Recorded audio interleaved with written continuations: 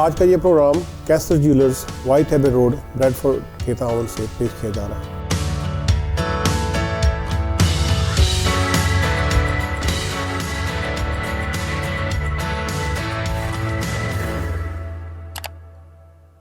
السلام علیکم خواتین و حضرات، میرے جو یوٹیوب کے ناظرین ہیں، آصف خان آپ سے مخاطب ہے اپنے یوٹیوب چینل سے، اور جیسا کہ میں نے آپ سے وعدہ کیا تھا کہ میں انشاءاللہ اپنے پروگرام میں شوکت یوسفزئی صاحب کو لے کے آؤں گا، اور کے پی کے میں جو ڈیولپمنٹس ہو رہی ہیں، جو انیشیٹو لے رہے ہیں، جو میگا پروجیکٹ ہو رہے ہیں، اور خاص طور پر BRT، اس بارے میں ہمارے ناظرین جاننا چاہتے ہیں، تو ان سے اس بارے میں اور مزید کئی ایشوز پہ بات ہوگی۔ تو السلام علیکم جی وعلیکم السلام۔ وہ کہتے ہیں بہت دیر کی مہربان آتے آتے، بڑی مشکل سے آپ کو آج جو ہے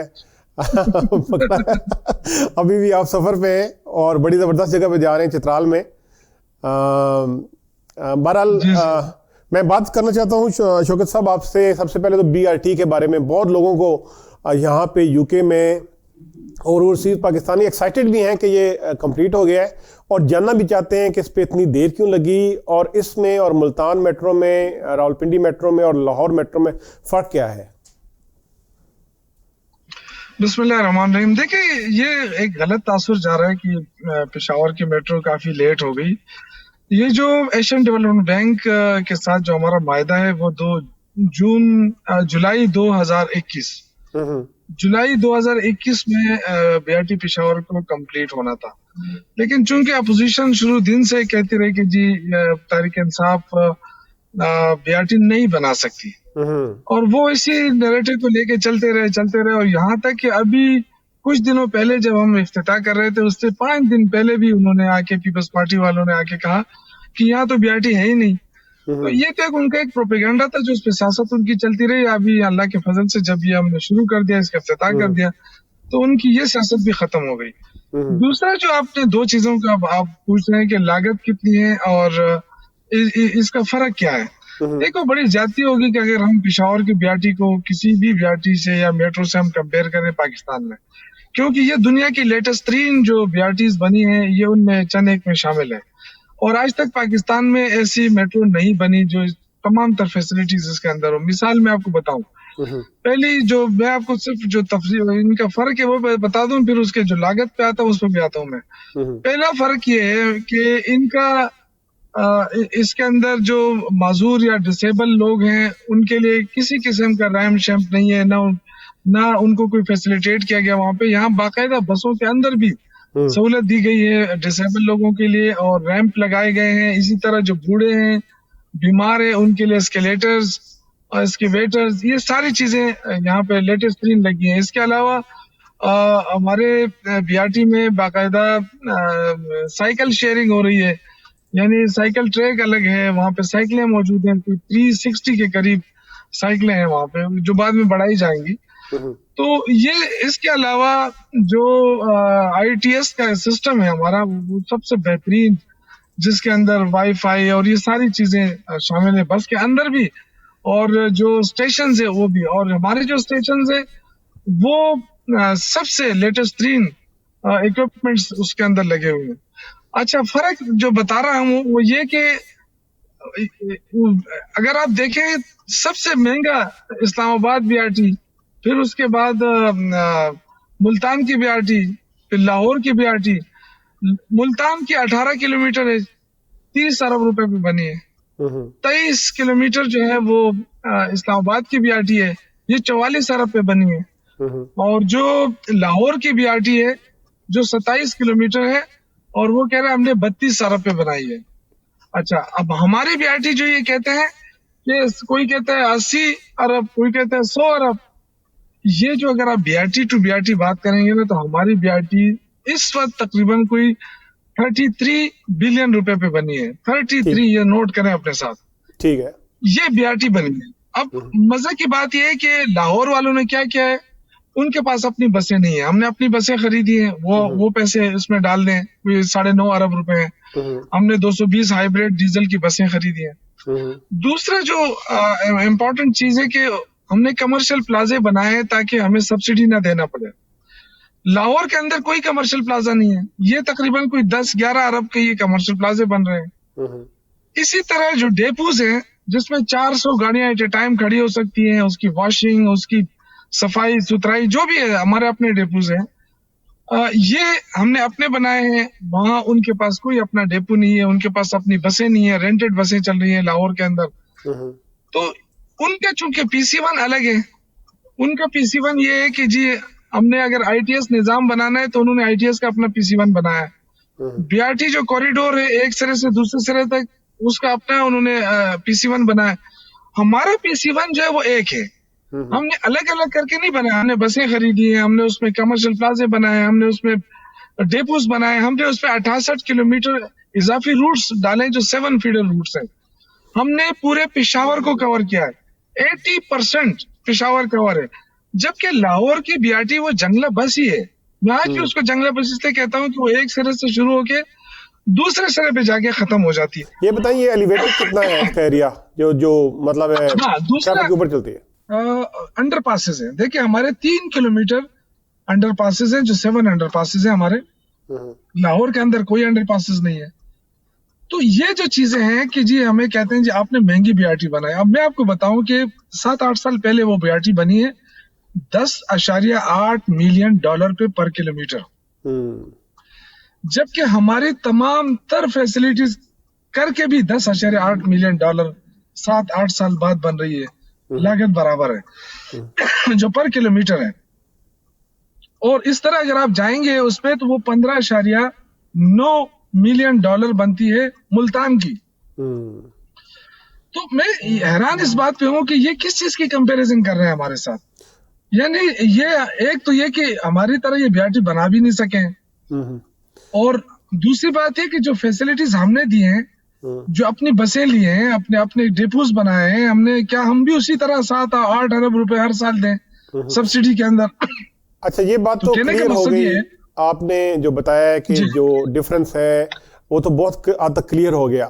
اب یہ بتائیں کہ اس کو آگے سسٹینیبل کیسے کرنا ہے, اس کو مینٹین کیسے رکھنا ہے, اور اس کی سیکیورٹی کیسی ہوگی. کچھ ویژول ہم نے دیکھے ہیں کہ لوگ جو ہے اس کو ڈیمیج کر رہے ہیں بسوں کو, اور جو ہے آپ کا جو وہ سسٹم ہے اس کو بیسیکلی روئن کر رہے ہیں. تو اس کے لیے کیا انتظامات ہیں؟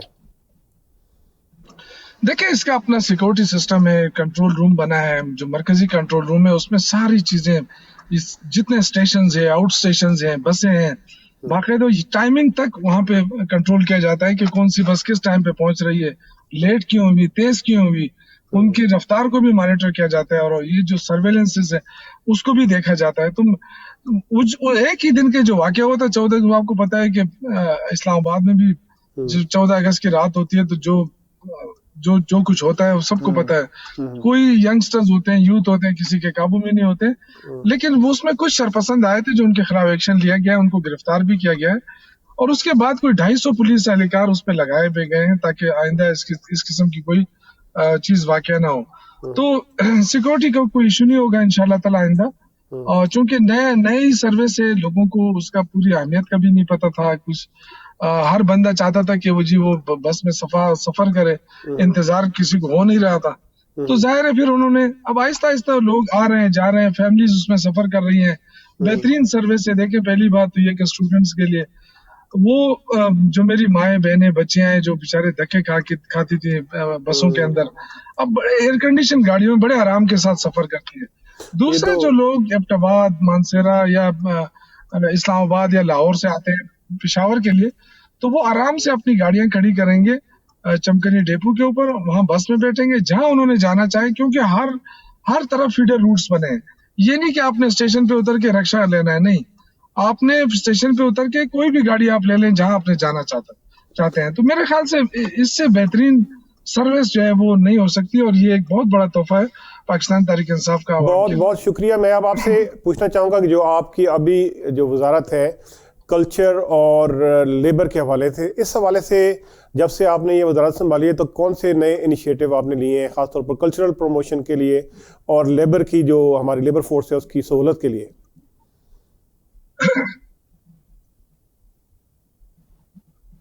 دیکھیں میں نے سنبھالا ہے یہ تقریباً جنوری کے اینڈ میں, اس کے بعد کووڈ-19 شروع ہوا, اور اس کی وجہ سے وہ بہت سارے کام نہیں ہو سکے جو ہم کرنا چاہتے تھے. لیکن اسی دوران ہم نے بجٹ بھی پیش کیا, لیکن ہم نے یہ کیا ہے کہ ہمارے پاس کلچر سینٹر نہیں تھے. تو اب میں نے اس دفعہ جو ہمارے مرج ایریا ہے، مرج ڈسٹرکٹ ہے، وہاں پہ بھی ہم نے کلچر سینٹر جو ہے وہ ADP میں شامل کر لیے، اور کوشش کر رہے ہیں کہ انڈومنٹ فنڈ بنے، جو ہمارے آرٹسٹ ہیں ان کو سپورٹ ملے. اور اس کے علاوہ ہمارا جو اپنا کلچر ہے جو مختلف لینگویجز پہ ہے اس کو ہم پروموٹ کریں. آج میں چترال اس لیے جا رہا ہوں کہ وہاں پہ کیلاش کلچر ہے اور اس کا 2 روزہ فیسٹیول ہے. تو اس فیسٹیول کو بوسٹ کرنے کے لیے اور ان لوگوں کی حوصلہ افزائی کرنے کے لیے میں جا رہا ہوں. تو ایک تو یہ. دوسرا جو لیبر ڈپارٹمنٹ ہے اس میں بدقسمتی کہوں میں کہ آج تک ہمارا یہ نہیں پتا ہے کہ ہمارے پاس کتنے لیبر ہیں. رجسٹرڈ نہیں ہے، وہ پہلی دفعہ ان کی رجسٹریشن کا کام شروع کر رہا ہوں. اسی طرح جو ویجز کا ایشو ہے، جو منیمم ویجز 17,500 گورنمنٹ نے مقرر کیا، اس پہ کوئی عمل درآمد نہیں کر رہا تھا، اس پہ کام ہو رہا ہے. اسی طرح جو مائنز ورکر ہیں وہ رجسٹر نہیں ہے OBI کے ساتھ اور سوشل سیکورٹی کے ساتھ یا SSI کے ساتھ، وہ رجسٹر ہی نہیں ہے. اس کی وجہ سے ان کو برات مل ہی نہیں رہی جو ایک مزدور کو ملنا چاہیے. تو وہ میں شروع کرا رہا ہوں تاکہ وہ رجسٹر ہو. اور اس کے لیے ہم نے جو ان کے جو بچے ہیں، مزدوروں کے بچے، ان کی میرج گرانٹ ہم نے بڑھا دی ہے، 1 لاکھ سے 2 لاکھ کر دی ہے. اسی طرح ڈیتھ گرانٹ جو 3 لاکھ تھی وہ ہم نے 7 لاکھ تک پہنچا دی ہے. تو کوشش یہ ہو رہی ہے کہ ان کو، اور یہ کہ اس دفعہ اس سال تقریباً 65 کروڑ روپے ہم صرف اسکالرشپ دیں گے ان کے بچوں کو، اور اس میں سے 5 کروڑ میں پچھلے ہفتے دے چکا ہوں. بہت بہت شکریہ. میں چونکہ جی بولیں. ہم چاہتے ہیں کہ مزدور کا بچہ جو ہے وہ بہترین اسکولوں میں پڑھے. اب ہم نے جو ہمارے اپنے گرامر اسکول ہیں ان کا سٹینڈرڈ ہم ہائی کر رہے ہیں، اور اس کو کوشش یہ ہو رہی ہے کہ ان کا سٹینڈرڈ اچھا ہو تاکہ عام بچے بھی اس میں داخل ہوں اور انرولمنٹ زیادہ ہوں اور اس سے استفادہ کریں. لیکن جو مزدور کے بچے ہیں ان کو ٹوٹل فری ہم ہماری طرف سے، یعنی کتابیں فری، یونیفارم فری، اور کوئی اگر آغا خان جیسی یونیورسٹی میں بھی پڑھنا چاہے اور ان کو وہاں ایڈمیشن ملے تو اس کا خرچہ وہ لیبر ڈپارٹمنٹ اٹھائے گا. بہت شکریہ جی. میں آخری 2 سوال ہیں آپ سے. ایک تو یہ کہ KPK میں یہ سیکنڈ ٹرم ہے PTI کی. KPK وہ صوبہ ہے جس نے سب سے پہلے تحریک انصاف کو اقتدار میں لے کے آئے، اور پچھلے جنرل الیکشن میں بہت بھاری جو ہے ووٹ پڑے ہیں PTI کو، جو بعض دفعہ تو لوگوں کو ڈبل پہلے سے ووٹ پڑے ہیں کینڈیڈیٹس کو. آپ بھی جیتے ہیں اور بھی بہت سے ہمارے کینڈیڈیٹ جو PTI سے تھے وہ جیتے ہیں.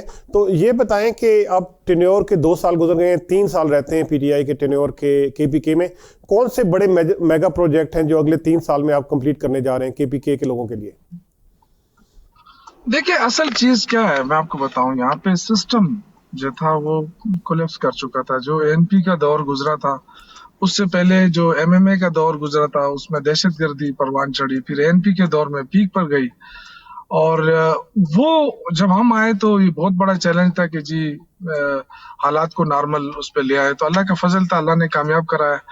وہ دہشت گردی ختم ہوئی، لوگوں کا کاروبار دوبارہ شروع ہوا اور لوگوں کا اعتماد بحال ہوا. سب سے بڑی بات یہ تھی کہ لوگ یہاں سے فرار ہو چکے تھے، لوگ ڈرتے تھے کہ جی کوئی اغوا نہ کر لے کوئی.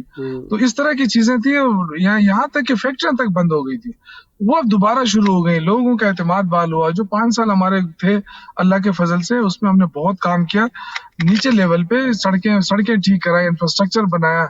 جہاں ہاسپٹل میں ڈاکٹر نہیں تھے 7,500 ڈاکٹر ہم نے بھرتی کیے تھے اپنے گزشتہ 5 سالہ دور میں، اور تقریباً کوئی 52,000 ہم نے ٹیچر بھرتی کیے تھے. تو یہ ایک ریکارڈ تھا.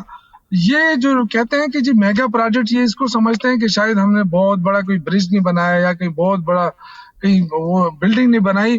ہمارے لیے میگا پروجیکٹ ہمارا ایجوکیشن ہے، ہماری صحت کا سہولت ہے. آپ دیکھیں کل سے ہم نے پورے KP کے اندر صحت کارڈ جو ہے وہ فری کر دیا، یعنی 10 لاکھ روپے ایک کارڈ کی قیمت ہے اور ہر خاندان کو ملے گا.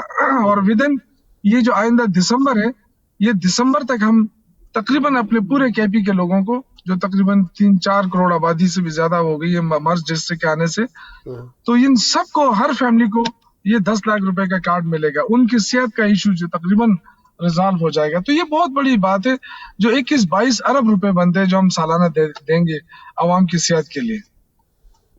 بہت شکریہ جی. آخری سوال ہے میرا شوکت یوسفزئی صاحب، وہ ہے، آپ کو یاد ہوگا کہ آپ 4-5 مہینے پہلے آئے تھے بریڈفورڈ میں، تو بھی آپ سے یہ سوال کیا گیا تھا. اور وہ سوال ہے، آپ کو پتہ ہے کہ اوورسیز پاکستان کمیشن پنجاب بڑا افیکٹولی کام کر رہا ہے، ओवरसीज़ पाकिस्तान कमीशन आज़ाद कश्मीर में भी जो है किसी हद तक काम कर रहा है। और एक KPK के जो ओवरसीज़ के हमारे दोस्त हैं वो ये कहते हैं कि कब जो है KPK जो गवर्नमेंट है वो ये इनिशिएटिव लेगी और फैसिलिटेट करेगी ओवरसीज़ पाकिस्तानियों के जिनके मसाइल हैं, ज़मीनों पे कब्ज़े हैं और बेशुमार आपको पता है मसाइल हैं ओवरसीज़ पाकिस्तानियों के इन्वेस्टमेंट के हवाले से। कोर्ट प्रोसीडिंग बड़ी स्लो है, तो इस हवाले से आपने कहा था कोई जो है इनिशिएटिव लिया जाएगा, तो थोड़ा अपडेट करना चाहेंगे उस पर? मैं मशकूर हूँ आपका, आपने याद दिला दिया। यहाँ आके तो बहुत सारी चीजें भूल जाता है इंसान। मैं तो वो बंदा हूँ जो झूठ नहीं बोलता हूँ। मैं बिल्कुल इसको भूल गया था।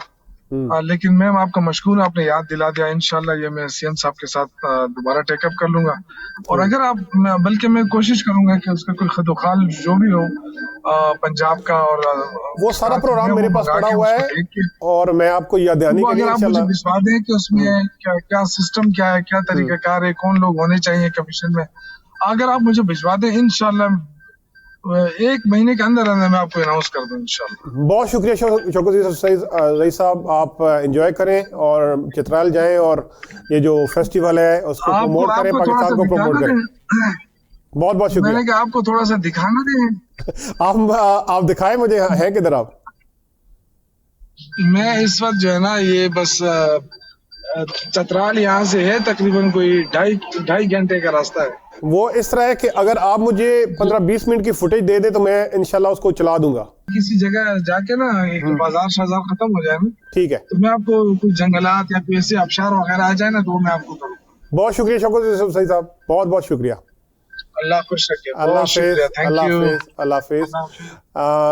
नाज़रीन, ये थे शौकत यूसुफ़ज़ई साहब जो कि कल्चर और लेबर के मिनिस्टर हैं KPK प्रोविंस ऑफ पाकिस्तान, और उनसे हमने तफसील से बात की KPK के अंदर जो डेवलपमेंट हो रही हैं। BRT के हवाले से उन्होंने आपको अपडेट किया, जो मेगा प्रोजेक्ट्स हो रहे हैं उसके बारे में उन्होंने आपको बताया, जो मसाइल दरपेश आए हैं उनके बारे में उन्होंने बताया। और आखिर में हमने उनसे पूछा कि कब जो है KPK में ओवरसीज़ पाकिस्तान कमीशन का इजरा किया जा रहा है। ओवरसीज़ पाकिस्तान कमीशन KPK जो कि बाकी सूबों में शुरू हो चुके हैं, ख़ास तौर पर पंजाब में जो है ओवरसीज़ पाकिस्तान कमीशन जो है बड़े फ़ाल तरीके से काम कर रहा है। तो ये जो ओवरसीज़ पाकिस्तानी हैं KPK से, उनके हवाले से हमने उनसे सारे सवाल पूछे हैं।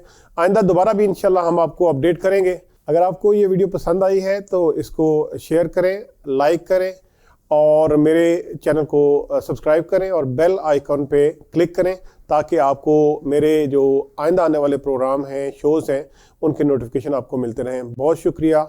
अल्लाह हाफिज़। पाकिस्तान जिंदाबाद। आज का ये प्रोग्राम कैसर ज्वेलर्स, वाइट एबर रोड, ब्रैडफोर्ड के ताउन से पेश किया गया।